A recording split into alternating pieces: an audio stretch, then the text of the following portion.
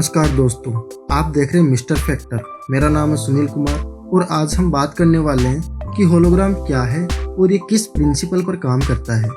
दोस्तों, जैसा कि आप जानते हैं कि जब लाइट किसी भी ऑब्जेक्ट से रिफ्लेक्ट होकर हमारी आंखों तक आती है तो हमें वो ऑब्जेक्ट दिखाई देता है। बिना लाइट के हम किसी भी ऑब्जेक्ट को नहीं देख सकते अपनी आंखों से, राइट। तो ये ठीक वैसा ही है जैसे हम एक ऐसे कमरे में बंद है जहाँ रोशनी यानी लाइट नहीं है तो हमें कुछ भी दिखाई नहीं देगा। ऐसा लगेगा जैसे हम अंधे हो गए हों, और जैसे ही लाइट जलाते हैं तो हमें चीज़ें क्लियर नज़र आने लगती है। होलोग्राम में भी कुछ ऐसा ही होता है। होलोग्राम एक 3 डायमेंशनल लाइट फील्ड है जो इंटरफेरेंस के माध्यम से जनरेट होता है। नहीं समझे ना?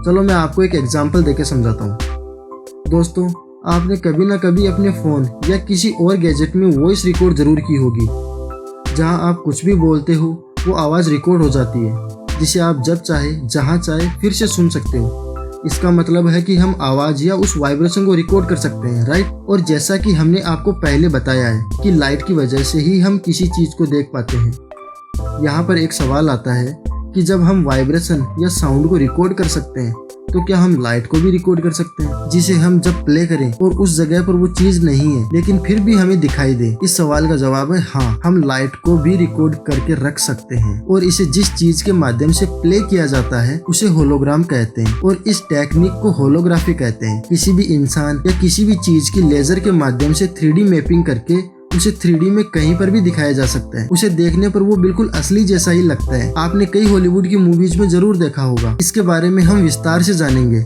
लेकिन उससे पहले जान लेते हैं कि इसकी शुरुआत आखिर हुई कहाँ से थी। तो होलोग्राफी की शुरुआत 1947 में डेनिस गाबोर नाम के एक हंगेरियन वैज्ञानिक ने की थी। दरअसल होलोग्राफी का आविष्कार गलती से हुआ था। डेनिस गाबोर इलेक्ट्रॉन माइक्रोस्कोप के रिजोल्यूशन को बढ़ाने के लिए उस पर काम कर रहे थे, तो उस दौरान उन्होंने होलोग्राफी को जन्म दिया। उन्होंने होलोग्राम शब्द गढ़ा, जो ग्रीक के 2 शब्दों से लिया गया है, होलोस और ग्राम्बा। इसमें होलोस का मतलब संपूर्ण और ग्राम्बा का मतलब मैसेज या कुछ लिखना होता है। दरअसल होलोग्राम को काम करने के लिए लेजर की जरूरत पड़ती है, पर उस वक्त लेजर का आविष्कार नहीं हुआ था तो ऑप्टिकल होलोग्राफी आगे नहीं बढ़ सका। लेकिन 1960 में जब लेजर का आविष्कार हुआ तब ऑप्टिकल होलोग्राफी को आगे बढ़ाया गया। फिर अगले दशक में कई वैज्ञानिक लेजर का उपयोग करके 3D होलोग्राम बनाने के लिए डिफरेंट टेक्निक्स के साथ आए। उसके बाद 1967 में किसी व्यक्ति का पहला होलोग्राम बनाया गया। तो चलिए अब हम जान लेते हैं कि एक साधारण फोटो और होलोग्राम में क्या डिफरेंस है।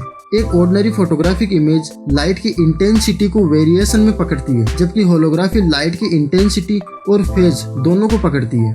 इसका यही कारण है कि होलोग्राम 3 डायमेंशनल इमेज प्रोड्यूस करता है, बजाय केवल गहराई का भ्रम पैदा करने के। जैसे कि हम जब मूवी देखते हैं तो जो प्रोजेक्टर होता है जो मूवी को सामने प्रोजेक्ट करता है वो 2 डायमेंशनल होता है, लेकिन होलोग्राफी में 3 डायमेंशनल होता है, जहां आप किसी भी ऑब्जेक्ट को चारों तरफ से देख सकते हो। आपको ऐसा लगेगा जैसे वो इंसान या ऑब्जेक्ट आपके सामने है। तो होलोग्राफी में मेन काम लाइट फील्ड को रिकॉर्ड करके दूसरी जगह पर प्ले करना है जहां वह असली ऑब्जेक्ट नहीं है। होलोग्राम में 3 चीजें जरूरी होती है, एक लेजर बीम और एक रिकॉर्डिंग का पूरा सिस्टम और एक क्लीन एनवायरनमेंट जहाँ हवा में धूल नहीं हो, ताकि लाइट आसानी से उस ऑब्जेक्ट को क्रिएट कर सके।